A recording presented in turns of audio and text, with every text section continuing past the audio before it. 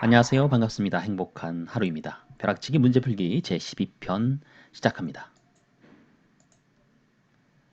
첫 번째, 화장품의 포장과 관련된 기재사항에 대한 문제입니다. 화장품법에 그 기재사항이 나와 있고요. 그리고 시행규칙에는 또 생략이 가능한 그런 성분에 대한 부분들이 언급이 되어 있죠. 여기 제19조 화장품 포장의 기재 표시 등에서 내용량이 10ml 초과 50ml 이하 또는 중량이 10g 초과 50g 이하인 화장품 포장인 경우에 다음 성분을 제외한 성분을 생략할 수 있다. 어떤 것인지 한번 볼까요? 전 성분은 무조건 다 표기를 해야 되는데 이렇게 소용량인 경우에는요. 일부 전 성분을 생략할 수가 있죠. 전 성분을 생략하더라도 반드시 다음과 같은 과목에서 과목까지에 나와 있는 그런 성분들은 기재를 해야 된다라는 얘기죠. 어떤 조건에서요? 내용량이 10, 50 사이에 있는 그런 화장품 포장에서 얘기하는 것입니다. 타르색소나 금박, 과일산, 아하 등등에 대한 그 내용들은 단답형 형태로 출제가 된 이력이 있는데요. 자, 다목에 땡땡 기억과 니은에 들어있는 인사명의 종류 이 부분은 아직까지 출제된 부분이 없는 것 같아서 제가 한번 문제를 뽑아봤는데요. 자, 기억과 니은을 일단 아셔야 되고요. 기억과 니은에 사용할 수 있는 원료에 대해서 그 내용들을 설명한 것인데 올바른 설명을 고르는 겁니다. 자, 기억과 니은은 일단 샴푸와 린스지요. 그렇다면 샴푸와 린스, 두발용 화장품에 시선에는 그런 쪽에 제품에 해당이 되겠죠. 그럼 이 두발용 제품과 관련된 사용상 제한이 필요한 원료들에 대한 내용들을 1부터 4까지 설명해 놓은 것인데요. 이 중에 맞는 것을 고르는 문제입니다. 자, 정답은요. 1번이죠. 비듬 및 가려움을 덜어주고 씻어내는 제품으로 총 징크 피리치온으로서 1.0%까지 사용 가능하다. 이것은 맞는 설명입니다. 징크 피리치온 다 기억하고 계시나요? 자, 여기에 사용상 제한이 필요한 원료에서 이렇게 설명을 하고 있죠. 비듬 및 가려움을 덜어주는 제품 샴푸 린스 그리고 탈모 증상 완화에 도움을 준 제품에도 화장품에도 사용이 가능하죠. 총 징크 피리치온으로서 1.0% 나머지 제품에는 사용 금지입니다. 자, 본 내용은 기타 성분에 관련된 부분에서 나온 것이죠.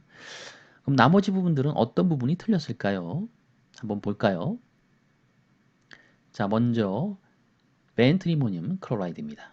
이 성분들도 또 시험에 나왔던 이력이 있습니다. 벤트리모늄 클로라이드, 세트리모늄 클로라이드, 스테아트리모늄 클로라이드 전부 다 4급 암모늄염 형태의 그런 성분들이죠. 단일 성분 또는 밑에 있는 부분과 혼합 사용의 합으로서 사용 후 씻어내는 두발용 제품 두발 염색용에는 5%까지 사용 가능한 게 벤트리모늄이고요. 사용 후 씻어내지 않는 두발용 두발 염색용 제품엔 3%까지 되어 있죠. 그렇기 때문에 앞에서 보기에 나와 있던 부분이죠. 여기 4번이죠. 벤트리모늄 단일 성분으로 3.0%까지 사용 가능하다. 틀린 부분이죠. 단일 성분으로서는요. 여기 5%까지 가능합니다. 그리고 세트리모늄, 스테아트리모늄 클로라이드의 경우에는요. 단일 또는 혼합 두 가지를 섞은 그런 합으로서는요. 앞에 것보다 작은 양이죠. 2.5%, 1.0% 같이 꼭 기억하시기 바랍니다. 좀 더 세밀한 내용들을 듣고 싶으신 분들은요. 여기 복기, 시즌3 복기에 관련 사항이 나와 있으니까 이 부분을 참조하시면 좋겠습니다. 두 번째 과산화수소 및 과산화수소 생성물질 이 세 가지 성분은 모두 다 사용상 제한이 필요한 원료 중에 기타 성분에 해당되는 것이죠. 두발용 제품류에는 3%까지 사용 제한이 한도가 나와 있고요. 자, 하나 더 2%까지 걸려 있는 것은 무엇이죠? 바로 손톱 경화용 제품입니다. 그리고 나머지 하나 알킬, 트리메칠 암모늄 브로마이드 클로라이드, 브로마세트리모늄 포함한다 이렇게 되어 있는데요. 이거 4급 암모늄 염의 형태죠. 두발용 제품을 제외한 화장품의 0.1%이지니까 이 부분이 또 설명이 앞에 부분에서는 잘못됐죠. 자, 다 같이 잘 기억하시기 바랍니다. 자, 이제 기능성 화장품 심사에 대한 규정에서 자외선 차단과 관련된 내용 문제입니다. 자외선 차단 효과 및 측정 방법 및 기준에 관한 설명입니다. 설명한 내용 중에 이 기억과 니은을 적는 건데요. 보시면 자외선 차단 지수 계산한 방법이 두 가지 형태로 나와 있는데요. SPF, 자외선 차단 지수 SPF, UVB 쪽과 관련된 그런 자외선 차단 지수죠. 또 하나는 UVA가 관련된 자외선 A 차단 지수, PFA라고 되어 있는 이 부분이 있는데요.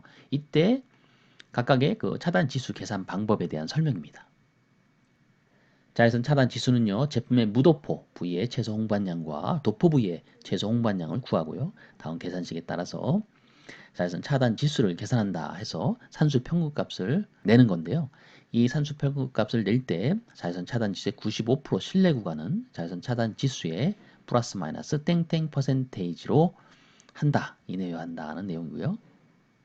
그리고 자외선 A 차단 지수 PFA는 마찬가지 형태로 계산해서 자외선 A 차단 지수 95% 신뢰 구간 값에 플러스 마이너스 땡땡 퍼센트 이내외한다 라는 부분입니다. 정답은 자외선 차단 지수 UVB와 같은 경우에는 20% 이내여야 되고요.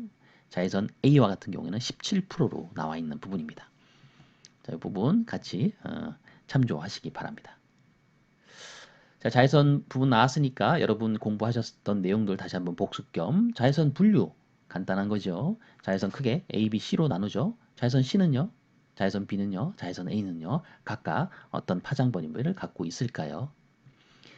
자, 200에서 290, 200에서 총 400까지의 나노미터의 파장을 분류를 하고 있죠. 200, 290 자외선 C, 290, 320 자외선 B, 320, 400 길수록 자외선 A가 되는 거죠.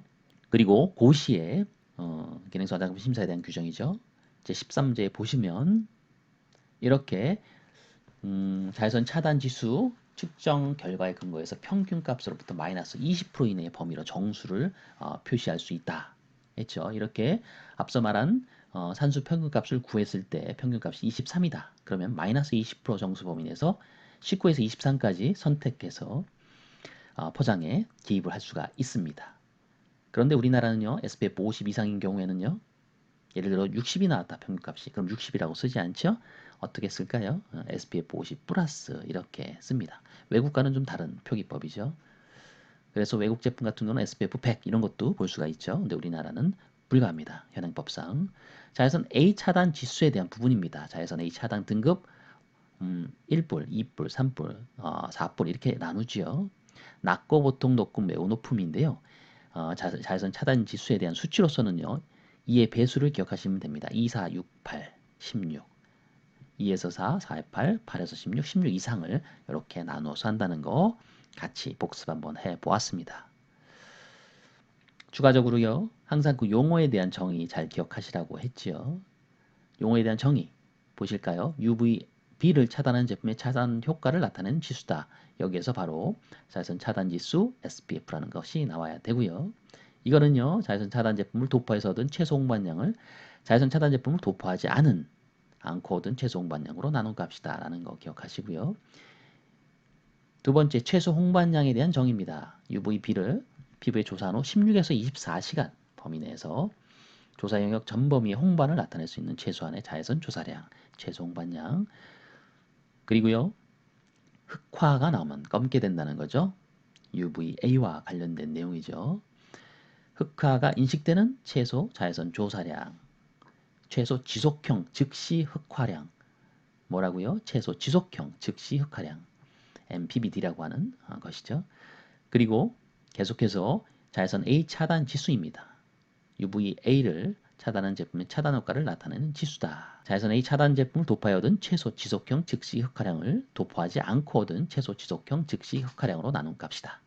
자, 마지막으로 PA라고도 얘기하는데요. UVA의 차단 효과 정도, UVA의 차단 효과 정도를 나타내는 것, 바로 자외선 A 차단 등급입니다. PA, 자, 같은 용어의 정의, 복습 겸 다시 한번 잘 기억하시기 바랍니다. 이번 문제는 기능성 화장품 기준 및 시험 방법의 그 일반 시험법에 나오는데요. 그 일반 시험법에 관련된 문제입니다. 자, 일반 시험법 중에는 굉장히 많은 그런 시험법들이 있는데요. 그 중에 하나 향료 시험법에 대한 설명을 다음과 같이 해 놓았고요. 이 내용 중에 기억과 니은에 알맞은 성분을 구하는 것입니다. 그 전에 잠깐 기준 및 시험 방법의 일반 시험법 별표 10에 나온 내용인데요. 일반 시험법을 보시면 원료에 대한 시험법이 다음과 같이 약 쉬운 한 가지 나와 있습니다. 이 중에 몇 번의 그런 시험법들이 시험에 나온 이력이 있었는데요. 오늘 그 중에 하나 그 향료 시험법 제 51번 항이죠. 향료 시험법에 대한 문제를 한번 뽑아 보았습니다. 별표 10의 그 일반 시험법 내에 나와 있는 이 측정법 중에는요. 화장품 제제에 대한 부분 그리고 또 화장품 원료에 대한 부분 이렇게 두 가지로 그 시험법들이 나와 있죠. 제제에서는요. 이렇게 pH 시험법과 연모력 시험법, 자외선 타단제 함량 시험, 대체 시험법이 세 가지가 나와 있습니다. 전체 내용들 하나씩 하나씩 다 살펴보기가 쉽진 않은데요. 이와 같은 그 각각의 중요한 시험법 또는 측정법에 대한 부분들은 한번 살펴보시는 게 좋을 것 같습니다. 예를 들면 pH 시험법이라든지 또 화장품 제제나 이런 것 중에 가장 많이 사용하고 있는 비중이라든지 또 점도 측정법이라든지 뭐 이러한 것들 한번 살펴보시면 어떨까 말씀을 좀 드리고 싶습니다. 계속해서요. 그 본 문제 한번 볼까요? 향료 시험법 중에는요. 몇 가지 시험법, 함량 측정법들이 있는데요. 성분에 대해서 특정 함량에 대한 기억과 니은 부분 일단 먼저 알아맞혀 보시기 바랍니다. 아황산 수소나트륨 이렇게 나오는 그런 측정법 중에 내용에 나와 있는 방법입니다. 정답은요.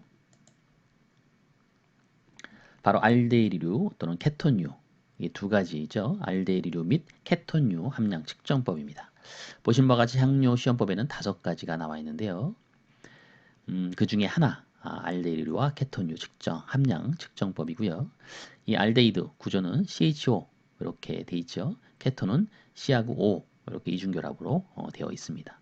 이런 형태의 성분들이 또 향료 안에 포함되어 있는데요. 자, 요 관련된 시험법이고요. 기타 나머지 5가지에 대한 시험 방법도 알 필요가 있을 것 같습니다. 에스텔 함량, 페놀류 함량, 알코올류 함량, 그리고 땡땡 시험이 있는데요. 이 땡땡은 할로겐입니다. 할로겐은 주기율표상으로 7A족에 해당되는 그런 성분들이죠. 반응성이 굉장히 강하고요. 전자를 하나 받아들여서 쉽게 그 반응을 할 수 있는 그런 형태 원소들이죠. 이 할로겐 시험 마찬가지로 일반 시험법인 향료 시험법 중에 포함되어 있는 시험입니다. 잘 기억하시기 바랍니다. 다음은 화장품에 사용할 수 없는 원료에 대한 문제인데요. 이 부분은 앞서서도 제가 계속 강조했던 부분이기도 하고요. 요즘 굉장히 핫한 성분 중에 하나죠. 어떤 사용할 수 없는 원료일까요? 한번 보실까요? 땡땡은 세정 각질 등의 제품에 나와 있는 몇 미리 크기 이하에서 사용할 수 없는 원료로 지정되어 있는 성분이다. 자, 여기에 세정 각질 제거의 제품은 하계와 같이 가목부터 카목까지 주로 씻어내는 제품군들에 많이 있지요. 다음은 어떤 성분일까요? 맞습니다. 미세 플라스틱입니다. 그리고 그 크기는 5mm 이하에서 사용할 수 없는 원료로 규정이 되어 있습니다. 미세 플라스틱 전 지구상에서 굉장히 많은 그런 플라스틱들이 아직까지도 산업화 혁명 시대를 거쳐서 우리 많은 인류에게 편리함을 주었던 이런 플라스틱 제품들이 여전히 분해되지 않고 지구 곳곳에 남아있죠. 향후에 굉장히 가공할 만한 그런 위험 요소로서 지구 환경을 파괴하는 그런 성분이 바로 플라스틱이고요.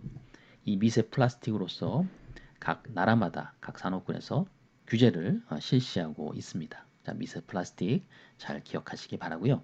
사용할 수 없는 원료 몇 가지 더 보시면요. 인체세포 조직 및 그 배양액. 자, 인체세포 조직도 사용할 수 없고요. 그 배양액도 사용할 수가 없습니다. 하지만 이 배양액은 안전기준에 적합한 경우에 사용할 수 있는 그런 원료로 또 분류가 되어 있죠. 이 배양액 중에 인체세포 조직 배양액입니다. 그리고 아크릴 아마이드 이것도 사용할 수 없는 원료로 분류되어 있는 성분이죠. 다만 폴리아크릴 아마이드에서 유래되었고 사용 후 씻어내지 않는 바디아담 구매는 0.1ppm, 기타에는 0.5ppm 이하인 경우에는 제외, 즉 사용할 수 있다는 얘기죠. 아크릴 아마이드 같은 경우는 발암물질로서도 많이 이렇게 언급이 되는 그런 안전성의 이슈가 있는 성분입니다. 석유 정제 과정에서 얻어지는 부산물 굉장히 다양한데요. 여기 보시면 뭐 눈에 띄는 탄화수소류, 또 백색 베트롤라툼을 제외한 페트롤라툼, 이바세린 이런 것들이죠. 이런 것들도 원래는 사용할 수 없는 원료로 또 구분이 되어 있는 지정이 되어 있는 성분인데요. 조건이 있죠. 정제 과정이 완전히 알려져 있고 발암물질을 함유하지 않음을 보여줄 수 있으면 예외란다. 이렇게 되어 있습니다. 그래서 우리가 쓰는 탄화수소나 기타 이런 페트롤라툼 이러한 조건을 만족할 경우에는 사용할 수 있다라는 거 같이 기억하시고요. 미세 플라스틱 또 5mm 크기 이하 사용할 수 없는 원료다 라는 본문항 잘 기억하시기 바랍니다.